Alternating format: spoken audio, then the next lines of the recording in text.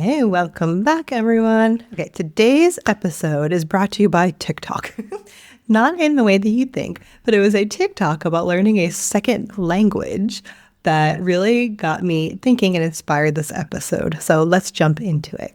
So basically, this TikTok was from an American woman living in Spain talking about how to learn a second language. And obviously, as an American living in Spain, this spoke to me, right? So her answer on how to learn a second language was through exposure therapy and humiliation. Now, I know that's not necessarily what you would expect advice to be on this business podcast, but stay with me because I am going somewhere with this and it 100% relates to business, and I'm not going to tell you to humiliate yourself. So the things that she said, which really resonated with me, were that she said basically, if you are a perfectionist, learning a second language is really going to grind your gears because you seriously have to be willing to humiliate yourself over and over again. You oftentimes feel like you're on a stage with a spotlight on you, embarrassing yourself in front of hundreds of people. It's like you're like a comedian performing and nobody's laughing at you. They're all just staring at you like, what's she going to do? I don't understand this comedian. And basically, you just keep doing that over and over and over again as much as possible until you get to the point where you just stop caring. And it's so interesting because I will tell you from personal experience that 100% happens. Right. So you go through all this exposure therapy and eventually you literally stop caring. And it's not until you get to that point that your Spanish or whatever other language will get better. Because when you get to the point of not caring, then that's when you actually start to speak more because you're like, well, whatever. If I mess up, I mess up. What's the worst that can happen? Right. And then if they're or if you don't know what they're saying, you can just ask for clarification. And what she said was that a lot of people feel so uncomfortable in this moment of language learning that they stop themselves from progressing. They never get to the point of not caring, so then they can actually talk more because they feel so bad about themselves that they think, okay, just forget it, right? I can't do this. And they just give up. But if you keep pushing, you will get there. And I was watching this TikTok and I was like, yes, that's literally exactly my journey in learning Spanish. And so I'll tell you an embarrassing story. So for the first 2 years of living in Spain, when it's summertime, when you go to a restaurant, the thing that I want to drink is an iced tea, an unsweetened iced tea. And that is not a drink that exists in Spain. So I would always ask for a tea and then I would ask for a glass of ice. But what I would say was un vaso de hielo, which directly translates to a glass of ice. And I thought that made sense, right? But, and I know some of you Spanish speakers are laughing at me right now, but it's okay. I'll tell you the joke. Those of you who don't speak Spanish. What I was asking for was a glass made of ice, like an ice sculpture. But what I should have been asking for was un vaso con hielo, a glass with ice. So the waiters would be real confused and they would look at me and try to figure out what I was asking for. And then they were like, okay. And I never understood what the problem was. For 2 literal years, I didn't know what was wrong. I kept asking for it because what else was I going to do, right? Never get my iced tea again? No. I kept going. I kept embarrassing myself, but I kept speaking even though what I knew, whatever I was doing was something wrong and something ridiculous. And then eventually a lovely friend of mine who was also an American, much further along in her Spanish journey, she corrected me. It was like, oh, this is what was happening.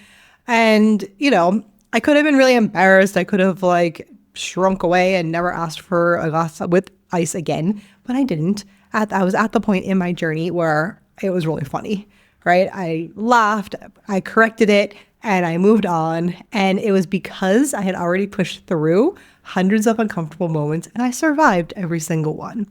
And I know, okay, at this point, you're probably like, okay, cool story, Andrea, but okay, you're going to tell me, right, that this is about business, pushing through the discomfort, doing the scary thing. I've already heard that story. It's right, but I've already heard it. And you're right. It is about that, but not in the way that you think.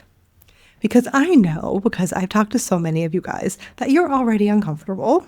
And I also was where you are. You're already pushing through. You're already doing the scary things. You're already hustling. You're already saying yes to clients, taking on projects, showing up, putting yourself out there. That's not really your problem. That's the part that's actually going to burn you out. Because in what you're doing right now, you're maxing yourself out.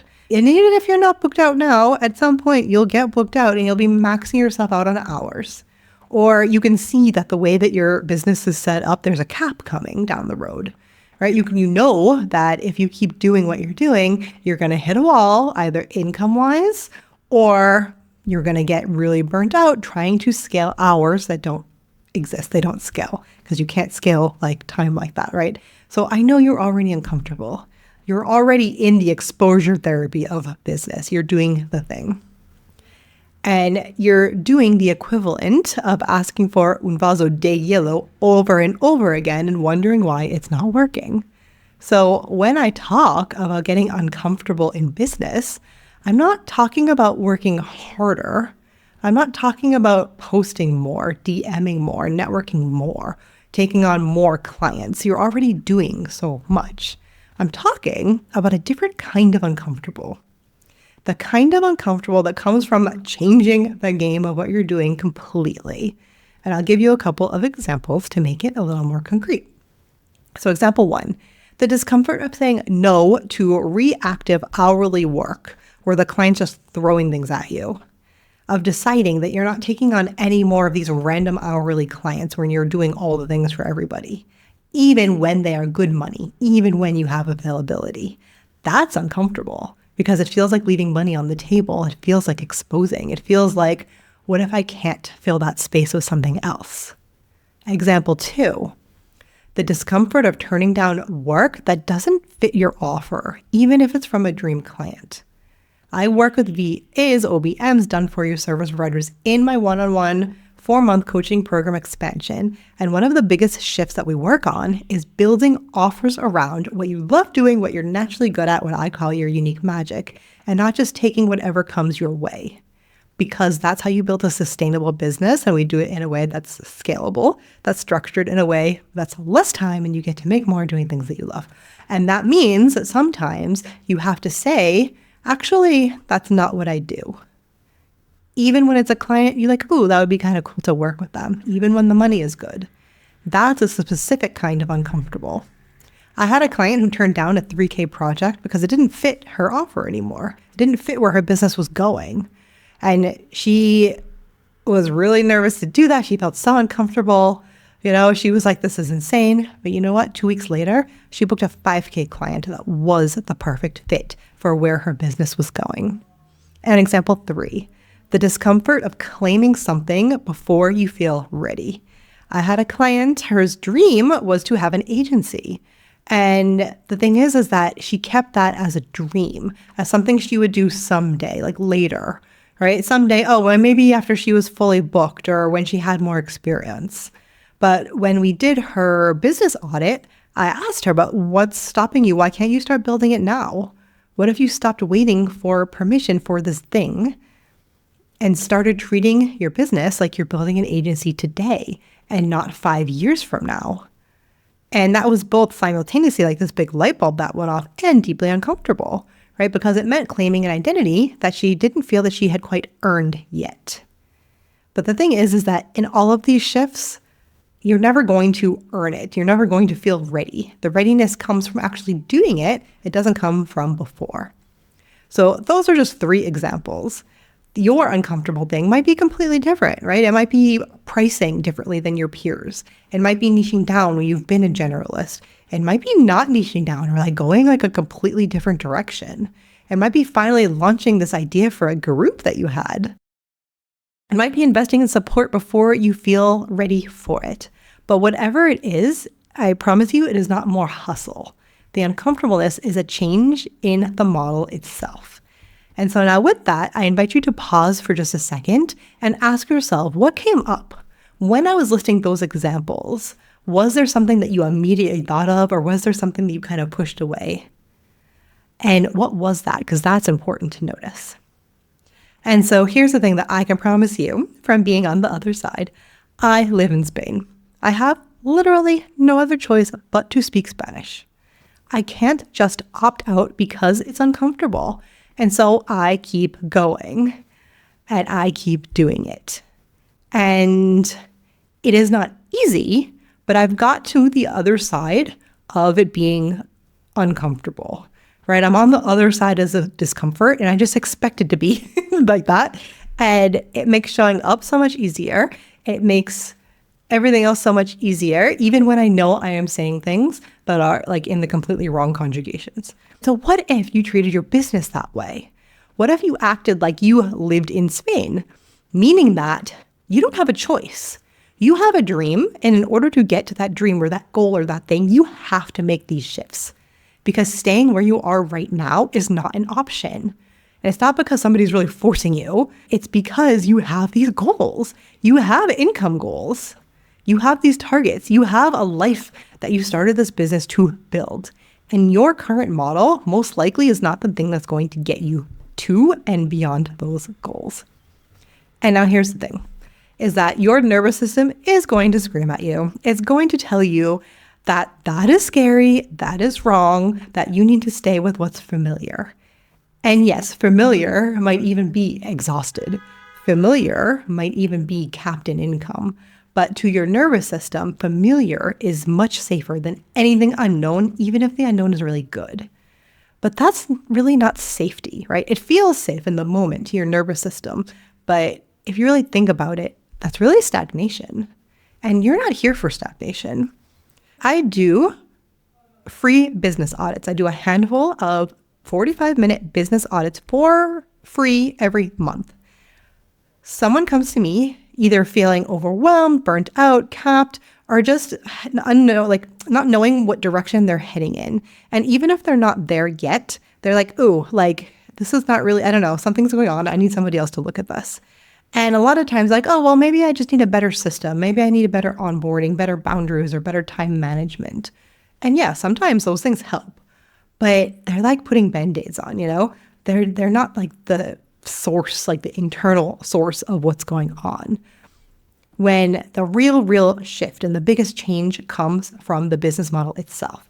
It's from moving away from reactive hourly chaos to proactive structured offers. It's in building something intentionally instead of just taking whatever is being thrown at you, you know, when it is there. And that's the uncomfortable shift that changes everything for the better. In my program expansion, I work one-on-one with VAs and OBMs done for you service pros who are ready to make this transition. And so I am not forcing anybody into some tiny niche that they hate. I am helping them create framework-based offers around what they are naturally good at. And it makes no difference to me what that is, right? If it's more general, if it's really specific, like, we do it all, but we build it, the structure that holds them and lets them scale, lets them grow, and lets them do that in a way where there isn't the burnout, right? Where there isn't the working a gazillion hours, or there isn't the, oh, I'm really good at this. So it used to take me 2 hours and now it takes me 30 minutes. So now I'm actually losing out on money because I'm good at it, right? Like all that stuff doesn't happen. We do the positioning work, we do the messaging, we address the nervous system stuff that comes up.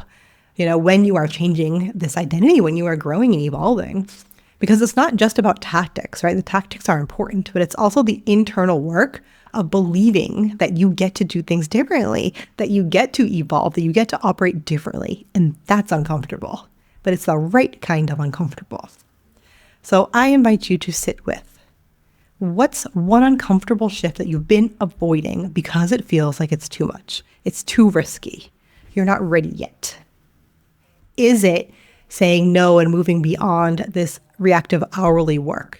Is it finally launching that offer that you have been sitting on? Is it claiming a position that you don't feel that you earned? Is it raising your prices? Is it turning down clients who don't seem like the right fit anymore? Whatever it is, I invite you to ask yourself, is my current business set up to get me to where I want to go? Or am I keeping my dreams as a someday that'll happen instead of I am actively working on it now? Because if you're not sure, and if you're wondering whether your business can actually support your life goals, or if you're hoping that magically something's going to click into place someday, that's what my business audits are for. So again, the free business audit, here's what it is. It is a 45-minute deep dive where we look at your model, your business model, your goals, and what are some shifts that we can make right now to get you there. So that way it's not just something that lives in your dreams. We identify specific uncomfortable shifts that will move you forward and not just keep you busy. Grab your spot right now if you are interested, because again, I only have a few available per month, and trust me, you do not want to wait on it. You can book at dancingleafsolutions.com/audit. It is linked below as well. And listen, here's the thing. You are already doing the hard things. You are already uncomfortable. Let's just make sure you're uncomfortable in the right direction. And so that is what I have for you today. And if this resonated, or if you want to hear about the mistake that my partner and I made when his burger or something was too rare, and what we looked up and said instead of the right word, which I don't even know what it is because I don't eat meat, but that's a different story. Let me know. Send me a DM. I'm on Instagram threads at Soulful Biz Coach Andrea, or on LinkedIn under my name, Andrea Aliro, and tell me, one, ask me about it, or two, tell me your uncomfortable shift. I'm not going to pitch you. It's not going to be some weird conversation. I genuinely want to know what has come up for you from this podcast episode. I would love to hear from you, and I will see you on your business audit and next time on Soulpreneur Scaling Stories.